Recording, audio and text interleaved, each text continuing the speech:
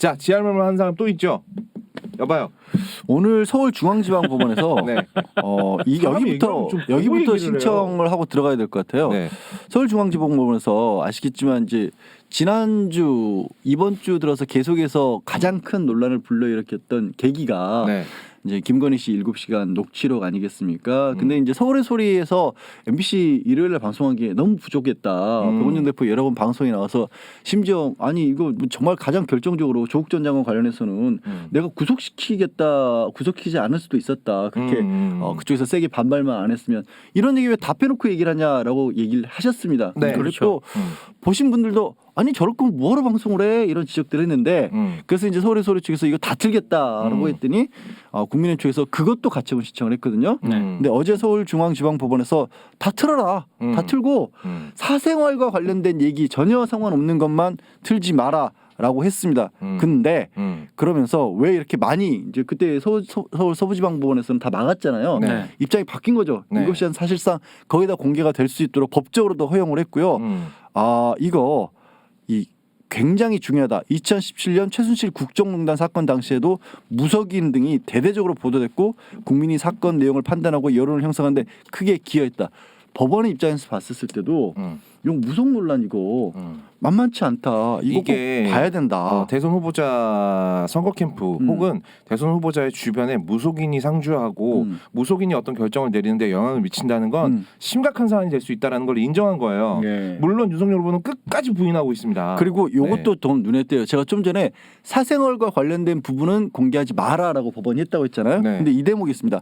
결혼 전 모 회장 및 검찰 간부와 관련된 유흥업소 출입과 동거 의혹도 사생활 문제가 아닌 기업 검찰 간부 등과의 커넥션, 뇌물수수 의혹 등과 얽혀서 국민적 관심사가 돼 있는 사안. 네. 사실상 다 공개하라는 거잖아. 거예요. 그러니까 저도 어제 이 판결문을 보면 저도 이제 소송을 여러 번 해봤잖아요. 네. 근데 당해 보셨죠, 여러분? 당하고 이제 판결문이 나오거든요. 그리고 이제 취재도 해봤잖아요. 이게 진짜 언론 관련해 가지고 드물게 굉장히 판결문이 딱 읽으면서 야 이거는 이건 명문인데 뭐 이런 생각이 들 때가 있어. 근데 제대로 된 가끔 네. 나오는 제대로 된. 어제 판결문은 제가 진짜 이 판결문을 한번 받아보고 싶다는 생각이 들 정도로 지금 양지열 변호사님이 얘기를 해주셨는데 이런 것도 있어요. 지금 언론 관련해서 김건희 씨가 나 정권 잡으면 가만 안 두겠다. 내가 청와대 가면 전부 감옥에 넣어버릴 것이다. 김건희의 주체는 계속 나예요, 나. 네. 우리 남편이라는 얘기 한 번도 안 아니면 우리야. 최소한 우리야. 이거에 나 대해서 우리예요. 재판부는 평소 언론관 등을 엿볼 수 있기 때문에 국민의 공적 관심사이자 검증 대상이다. 그리고 이런 당연한 얘기가 왜 이제 나오는 거야? 그리고 수사와 관련된 내용도 서부지법에서는 MBC한테 그 틀지 마라. 영향 틀지 마라 미치니까 그랬죠. 틀지 마라 도이치모터스 그랬잖아요. 관련. 근데 어제 중앙지법은 수사기관이 아닌 곳에서 자유롭게 한 발언이 보도됐다고 진술 거부권을 행사할 수 없거나 행사에 장애가 되는 등 진술 거부권이 침해될 우려가 크다는 것은 수긍하기 어렵다. 이게 뭐냐? 공개해라. 이거도 공개하라는 거죠. 네. 이 얘기는 덧붙여야 될 부분이 있는 게 사실 이제 서부지방법원에서 결정을 보면서 이거는 좀 약간 우리 이런 거 있잖아요. 지금도 뭐 우리 방송에서 본격적으로 이런 내용을 다루지는 않고 있지만 광주 아파트 사건 같은 경우는 굉장히 큰 정말 국민적 공분을 샀고 있고 부실 시공 정황이 여러 가지로 드러나고 있고 물론 거기서는 사과는 하긴 했습니다. 회장이 본인도 정문구 회장 사퇴하겠다고 얘기를 했지만 이런 비슷한 사건들 나오면 기업들이 우리는 저기 얘기를 하고 싶은데 사과를 하고 싶은데 혹시라도 이게 뭐 녹음되거나 해서 법정에서 나중에 말 바꾼다고 불리하게 작용할까봐 사과 못하겠습니다 이런 얘기들 많이 해왔어요. 그리고 이제 뭐 특히 법조인들 검찰과 관련된 문제가 있어서도 언론을 향해서도 내가 이거 말했다가 법정에서 불리하게 작용할 수 있기 때문에 말 못한다 이런 변명을 했었거든요.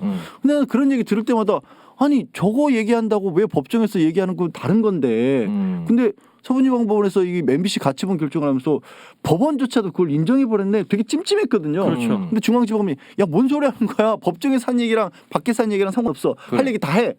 이게 당연한 거잖아 사실. 그리고 이거 정말 명문이었어요. 그 덧붙여서 말씀을 드리면 그걸 기억하시죠? 지난해 언론중재법 가지고 언론 현업 단체를 비롯해 가지고 국민의힘이 무슨 뭐 언론 장악이니 뭐 그랬을 때 제가 다른 윤석열이 제일 앞에 가서 얘기했죠. 제가 다른 방송사 가서 계속 한 얘기가 있거든요. 대한민국 사법부가 굉장히 언론에 우호적이다. 그래서 언론중재법이 통과 안 되더라도 지금 단계에서도 매우 언론에 우호적인 판결을 내리고 있기 때문에 그게 설사 통과가 된다 하더라도 지금 손해배상 배상 액수가 500만 원이에요. 평균이. 평균. 맞아요. 매우 예외적인 경우가 이제 그 이상 올라가는 거거든요. SBS의 그 찐빵소녀 사건 네. 거기서 한 2억 때려 맞은 그렇죠. 거 말고. 네. 그래서 어제 재판부가 이걸 또 확인해 줬습니다. 언론 보도에 대한 사전 금지는 원칙적으로 허용돼서는 안 된다. 그리고 정말로 엄격하고 명확한 요건을 갖출 때만 예외적으로 허용이 돼야 된다. 근데 정말로 이건 안 되겠는데?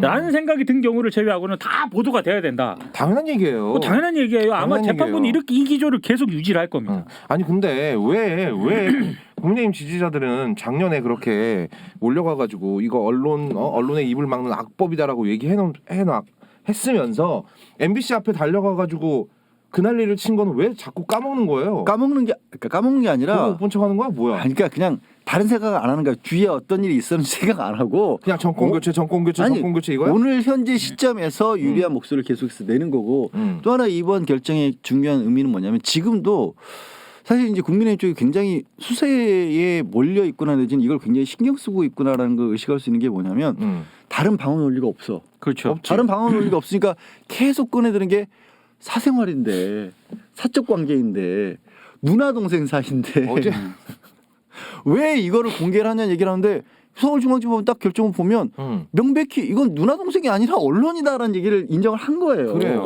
이건 나는 사실 이 판결이 저번 주에 나왔어야 된다고 봐요. 사실은 그렇지. 그러니까. 사실은 결정이 그런데 이제 굳이 따진다면 일단 법원이 너무 눈치를 받고 그리고 법원 입장에서도 이런 생각도 들어.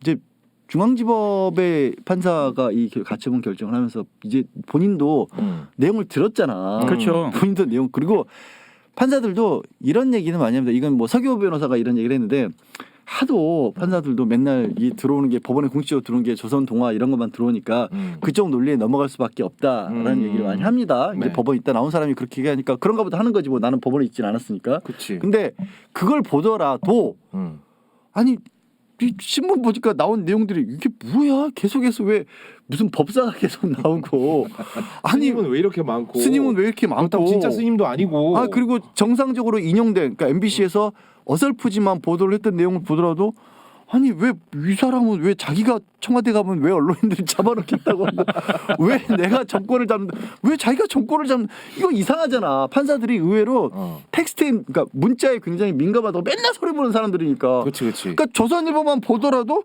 조선일보의 뉘앙스하고 상관없이 판사가 보기엔 이거 뭐지? 이거 들어와야겠는데 이렇게 돼버리는 거야. 우리 대가총님들께서 판사 이름 알려달라 그러는데 서울중앙지법 민사합의 50부 송경근 수석 부장판사입니다. 송경근 수석 부장판사. 네. 아주 옳은 판단을 하셨는데 괜히 이것 때문에 불이익 받으시거나 그럴 이 정도는 그런 일 건 없어. 없었으면 당연히 없겠죠. 그리고 아니, 아까 없어야지. 우리 거의 없다 대표님께서 네. 아니 왜 국민의힘 언론중재법 가지고 그 난리를 치더니 왜 또 뭐 MBC 찾아가고 이러느냐 뭘 잘 잊어버리는 것 같아요. 그쪽. 잘 잊어버린다. 그쪽에 계신 분들은.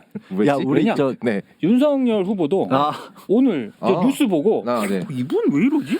왜냐면 수사기관 통신자료 조회 시 통신사 본인 알림 의무화하겠다.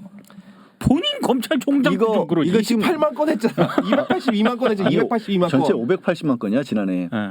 와 580만 건. 검찰총장으로 재직 중에. 그러니까 이게 그거 아닙니까? 내가 있을 때는 졸라게 했는데 이제 앞으로 못하게 하겠다라는 거잖아요. 이거 이제 저 헷갈리신 분들이 우리가 급하게 얘기해서 최근에 논란이 됐던 게 공수처에서 그러니까 통신 조회했다, 통신 사실 조회를 했다. 사실은 이거 논란거리도 아닌데 논란거리도 억지로 아니고. 만든 거예요. 그러니까 네. 이게 기자들하고 통화하고 뭐 국회의원들도 조회를 하고 누구 배우자도 조회했다라는 얘기 나왔었잖아요 뉴스에. 근데 저희가 설명드렸지만 사실 이 피의자 그러니까 의심되는 사람의 휴대전화를 조사를 하다 보니까 얘를 거업이를 조사를 하면 네. 거업이가 통화한 사람들 전화번호가 쭉 뜨지 않습니까? 뜨죠. 그 전화번호가 쭉 뜨면 이 전화번호 이거 누구 전화예요라는 걸 통신사에 물어본 걸 한 거예요.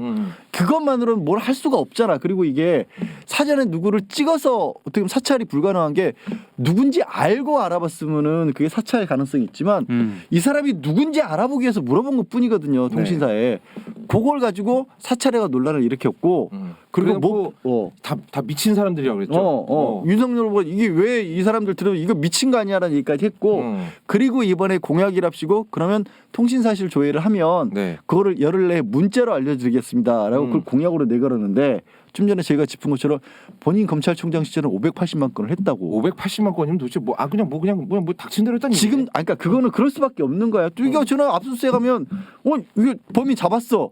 범인 잡았는데 그날 현장에서 잡힐 때 누구한테 전화를 했어. 그래. 그럼 난 누군지 알아야 될 거 아니야. 그거 해보는 거야. 그거. 그래, 만약에 마약쟁이라면은 누군지 알아야 윗선을 캐낼 거고. 뭔가 약을 어디서 사는지 알 거 아니야. 뭔가 불법으로 본인 뭐 동의 없이 뭐 그런 방법을 동원해 가지고 무슨 뭐 문자 내역을 확인한다든가 뭐 이러면은 문제가 되겠지만 통신 자료 조회는 물론 그게 또 광범위하게 그렇죠. 허용되는 건 문제가 있어요. 그것도 문제가 있어요. 분명히 문제가 있는데 통신 자료 조회 시 본인에게 통보를 의무화한다는 이런 얘기를 제가 봤을 때 윤석열 후보가 지금 할 상황은 아닌 것 같습니다. 그리고 할 말은 아니지 진짜. 그리고 하려면 그러니까 문제가 있다는 얘기는 지적을 했어요. 그러면 그냥 상대방 정도만 알려주면 되지. 그렇죠. 왜 예를 들어서 개인 정보, 집 주소, 회원 언제 가입했고 이런 거까지 알려주거든요. 그래서 그건 좀 지나치다라는 지적이 있었는데 또 웃기는 건 뭐냐면 굳이 이런 것까지 따져야 될지도 모르겠지만 얼마나 말이 안 되냐면 요거 고치려면 결국 국회에서 법 만들어서 고쳐야 돼요. 그 법을 통해서 고쳐야 돼요. 본인이 대통령 돼도 마음대로 할 수 있는 거 아니에요. 그러니까 이게 지금 김건희랑 사고 방식이 똑같은 거야. 뭐 내가 청와대 들어가면 하겠다는 거잖아. 지금. 마음대로. 옛날 박근혜 때도 똑같아. 제가 대통령 되면 하겠다는 거 아닙니까? 그래서 그래놓고 했어요? 저도 못했잖아. 할 수 있는 게 없지. 그러니까 어차피 법사님들이 허락해줘야 할 거잖아. 스님들이랑 날 좋은 날 받아가지고 손 없는 날에 좀 갔어. 좀 많이 갔어. 비팩트 존입니다. 비팩트라도 이건 많이 갔어. 제가 그런다고요.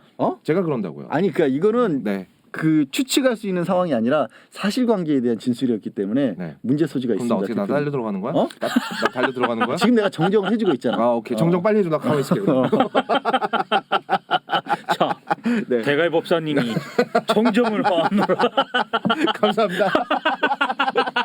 여기는 대갈 법사가 있다. 아이고 진짜 만약에 우리 말이 틀렸다면 레드 양이 무너질 것이니. 야 이거 내가 안 건드렸어. 나 안 건드렸어. 좋댔다. 이거 대갈 법사님이 노하셨잖아. 이게 뭐야? 이런 씨. 다시 세워. 나 감옥 가기 싫어. 밤에 다시 세워줘. 내가 봤을 때 이거는 부실공사로 알고 있습니다. 아까 우리 지열이 형님이 세울 때 그러니까 대충 좀 건들지 마요. 자꾸 진짜 건드려. 안 건드렸어요. 아이고. 가슴이 철렁했네. 이래서 사람들이 미신에 빠지는 거야.